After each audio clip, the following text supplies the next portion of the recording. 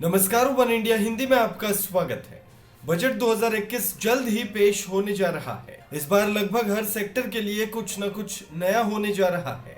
इसके लिए मंत्रालय ने कई डिमांड्स और सुझावों को भी बजट में शामिल करने की बात कही है। खासकर सराफा उद्योग की तरफ से भी वित्त मंत्रालय को आम बजट में कुछ सुझाव शामिल करने के लिए भेजे गए हैं।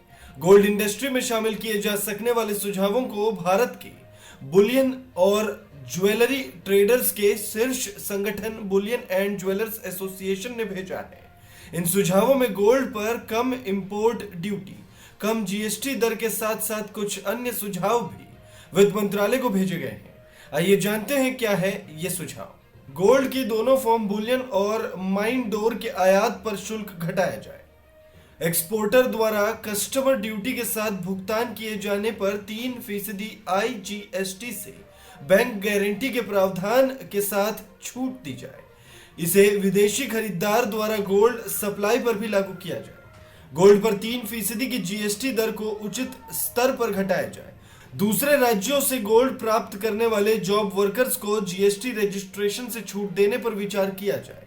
जीएसटी के तहत छूट के लिए 20 लाख रुपए की लिमिट को वैल्यू एडेड के आधार पर संशोधित किया जाए। गोल्ड डेरिवेटिव पर सीटीटी यानी कमोडिटीज ट्रांजैक्शन टैक्स और गोल्ड संबंधी फाइनेंशियल इंस्ट्रूमेंट्स के लिए कैपिटल गेन्स टैक्स एग्जेम्पशन प्रावधान को हटाया जाए।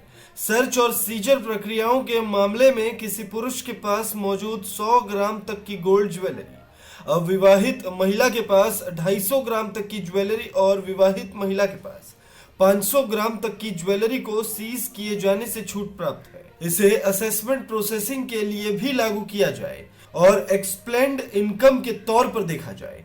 ज्वेलरी की रिपेयर सर्विस के लिए जीएसटी रेट को 18% से घटाकर 3% किया जाए। इस खबर में फिलहाल इतना ही। तमाम अपडेट्स के लिए बने रहिए वन इंडिया हिंदी के साथ।